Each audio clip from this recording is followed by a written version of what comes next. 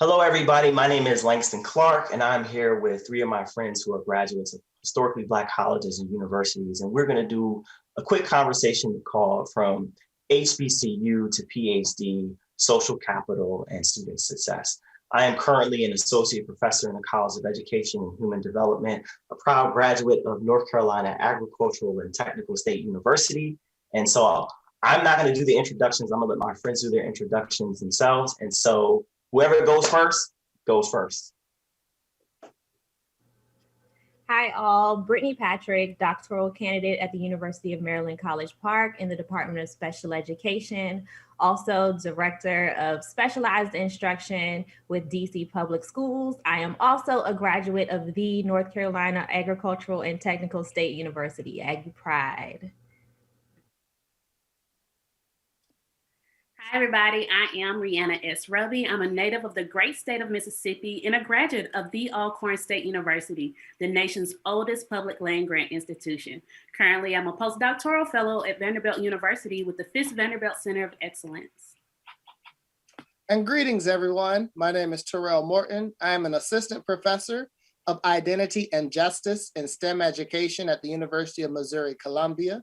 I, too, am a graduate of the illustrious North Carolina Agricultural and Technical State University, representing for that good old AGGIE, what? PRIDE. Super excited to join all of my friends today. So I want to begin us having this conversation, because when we think about our historically Black colleges and universities, to me, the first thing that comes to mind beyond just the academic experience is family, right?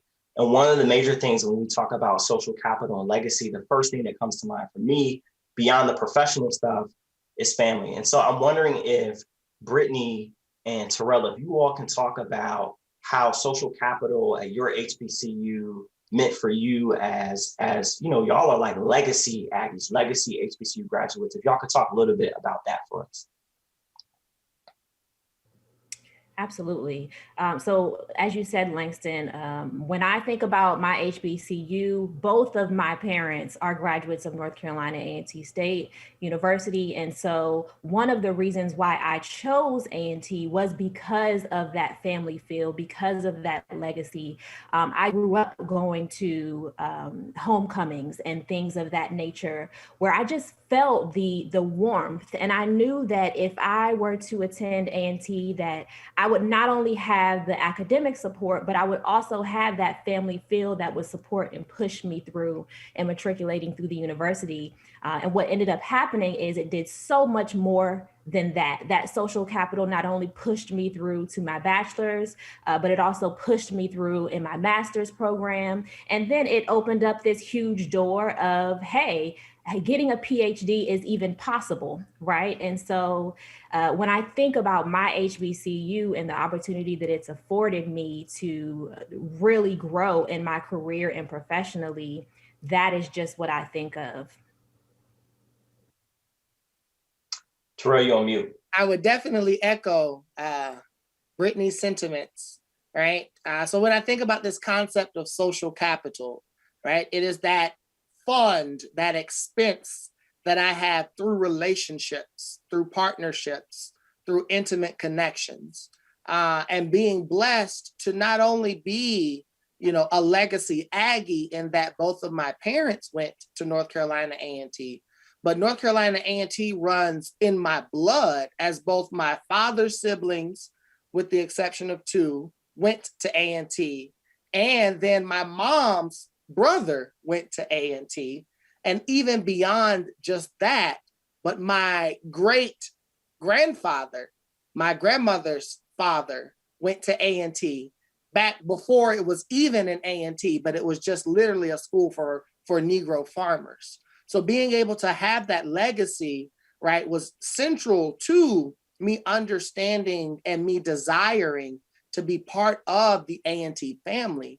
But then in just getting to A&T and being able to meet other people at that space, I was able to develop very meaningful relationships both fictive kin and other, right, that then gave me a sense of capital, that leverage, that fund that I've been able to utilize as I matriculated through my undergraduate career studying chemistry, but then even beyond as I went into my master's and then my PhD program, and now as an assistant professor.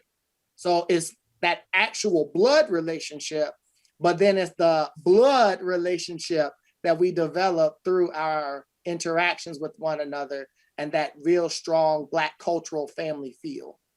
So one of the things that I appreciate, right, that I think a lot of people don't know, whether you be Black, you be brown, you be white, you be whatever, is that there is a long history and tradition of Black folk having schools where they have a legacy. And that's part of the story that oftentimes doesn't get recognized. But I think for a lot of people, it's more common to know that like HBCUs are very good at helping shaping the lives and pouring social capital into first generation college students. And so, Rihanna, I believe you're a first generation college student, if I'm not mistaken.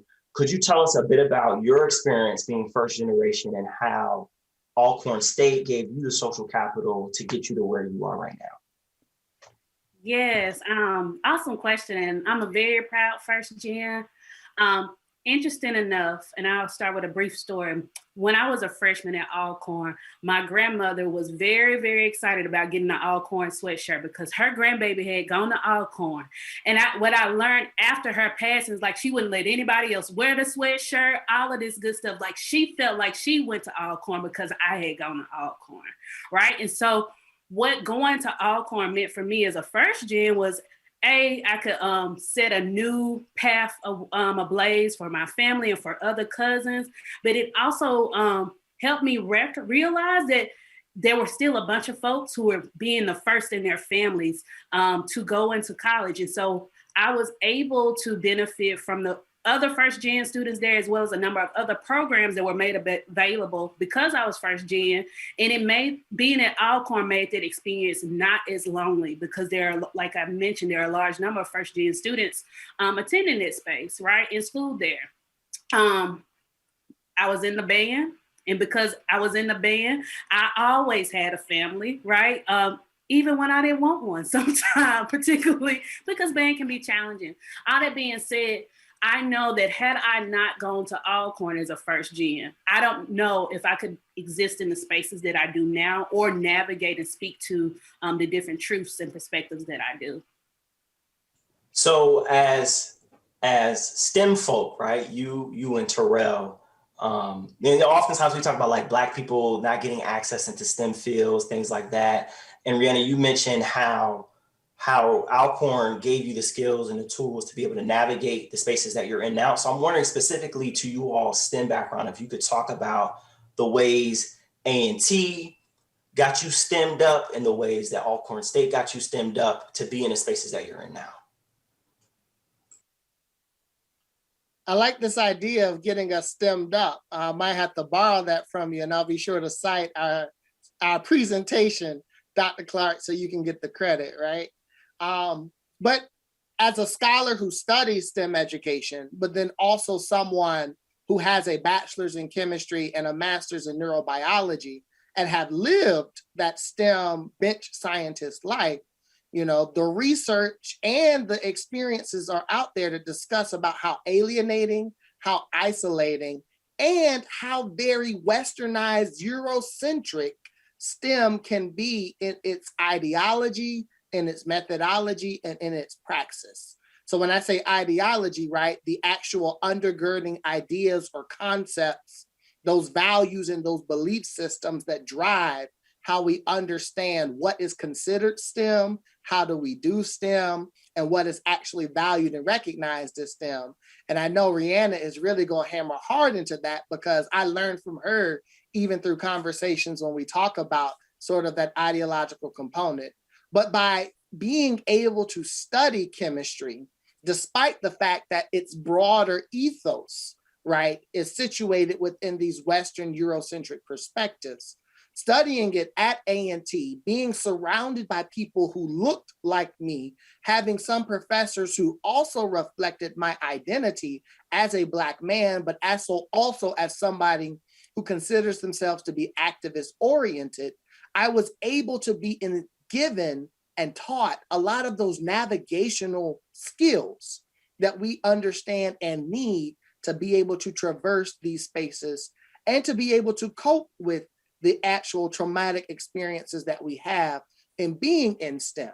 So A&T stemmed me up in a sense by not only giving me great content knowledge, right, and great procedural knowledge when it came to being able to act in STEM, but then it also gave me great coping and navigational skills regarding how to maneuver through these spaces. And one additional thing that I will also add is it also kind of taught me resistance capital in terms of understanding my self-worth, my self-value, and how to advocate for myself in spaces when my surrounding environment attempts to tell me, oh, well, you're not as smart, or you're not as good, or your experiment is not how the experiment should be recognized, or you're not focusing on the particular issues or challenges or populations that you should be focused on. And I carry that with me even in my own research now as I think about STEM education. What is it? Dr. Morton has said a lot that I can echo, but I'll say this. One of the ways in which Alcorn stepped me up was helping really to debunk a narrative around who does science and who doesn't do science, right? Here I was, I can remember being in honors biology my first year. And because it's the honors class, everybody who was honors was in there. So we were competitive as all get out. And the reality is what I know now around representation regarding Black women in STEM spaces who are underrepresented in some fields is most of my peers were Black girls from the great state of Mississippi, from Illinois, from we call Chicago Little Mississippi, from Texas and all over, right? And so what they equipped me with this idea is like, you know what, girls do science, but part of that also connects to this larger narrative that Black people and Black girls have been doing science long before we even get into the formal classroom spaces, right? And so as I think about like these histories, particularly with ag schools like Alcorn as well as A&T, I'm mindful of what did it mean to have either grandparents or to have family members who were involved in agriculture that is very much a science that in so many ways we perfected, right? We do it better, and we do it better with less, not because we want to, but oftentimes because those are the resources that we have. And so with that being said, I can recall Alcorn pushing me out, right? Alcorn, when I was in undergrad, and they still do this now, require all students to do research. All chemistry students or biology students to do research. So that either meant that you want to be on somebody's grant at the institution, or you want to go do an REU somewhere. I was honored and privileged to be able to go do my first research in Bangalore, India. And that's an opportunity that I got specifically through Alcorn because of a grant that was there.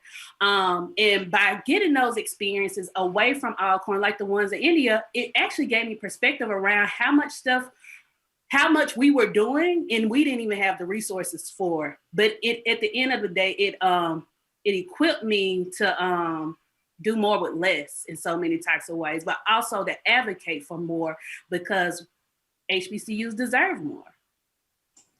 Thank y'all for sharing. I can't move forward without recognizing, right, that Rihanna, you got some pink and green back there.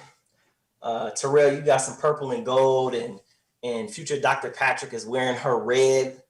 I joke like she looked like a devastating diva of Delta Sigma Theta. And so I think the mainstream narrative, or Rihanna, you know this because Rihanna and I are connected through the University of Texas at San Antonio, right? So she was a doc student there during my first few years as a faculty member. And I think every year we would play an HBCU in a game early in the season. And so everybody talks about, oh, the band, right?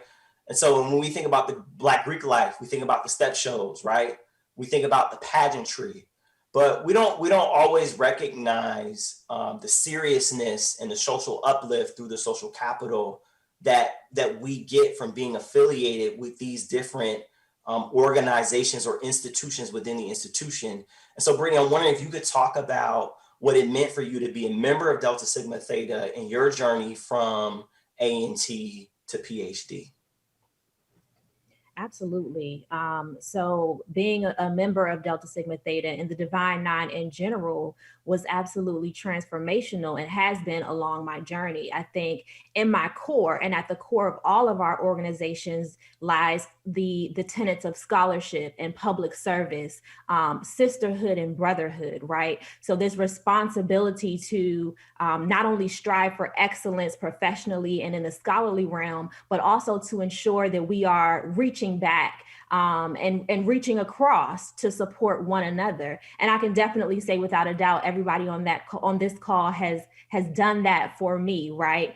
So when I think about the work of Delta and I think about our 5-point thrust in the community, it just really does make me think about all the areas that Delta has taught me to be well versed, all the spaces that I've been able to navigate because Delta has taught me the importance and the varying ways of navigating these spaces. I also think about my professors at my university who most all were members of a Divine Nine organization. And I think about how their professional responsibilities were not just limited to research and they were not just limited to instruction. They were truly family. I could walk into the dean's office when I was in undergrad at A&T, who was also a member of Delta, right? And ask her, hey, I have this professional challenge, or I'm looking at this graduate program versus this one. Can you support me here? And it was nothing for her to reach out and offer me that support. Not only because we have that sisterhood in common, right? But just also because of the social capital that is afforded in the structures of HBCUs. Yeah, I would echo that too. So my journey to A&T, I got sent there because my sister went there. My mom said, your sister went there, you going there. And my advisor, I think unlike a lot of larger universities, your professor is your advisor. So you get mentored by the faculty. It's embedded in the circumstances that we're in. And so because I had a man by the name of Dr. Webb, I got to go to Ohio State, right, for my master's degree. And at Ohio State, my mentor was Dr. Samuel Hodge, who went to Fayetteville State, another HBCU, who was married at the time to an Aggie who would like probably graduate 15 years before I did. So when I get to Ohio State, I can go to their house for Thanksgiving. I can go to their house on Easter and other holidays. I can go to church with them. So it's the family aspect is embedded. So I got a rigorous academic experience the whole way through. And because Dr. Hodge knew my advisor at UT Austin, I was able to go to UT Austin and get my PhD, and my first year was paid for. You know, I was on fellowship that first year, and the other years were paid for too. So one of the things that I think about when I look back on that, how many of us who have graduated from historically Black colleges represent the vanguard of Black America, both historically and right now, right? So the number one person in sports media is Stephen A. Smith, who went to Winston-Salem State University. You know, the first woman, Black woman, Asian woman to be vice president of the United States, Kamala Harris, who's also an AKA, went to Howard, right? Our current EPA secretary went to A&T. He's one of ours. But even if we look back beyond that, like Rosa Parks, Martin Luther King, like everybody was birthed out of our institutions. And I think there's a common understanding that when we go into the world, when we go into the workplace, and I'm stealing this from Stephen A. Smith, is that we have both a job and a responsibility, right? And so one of the things I want to ask you all, because we only have a few minutes left, is what do you see your responsibility, your current role as far as carrying on the social capital legacy that you have inherited from your HBCU?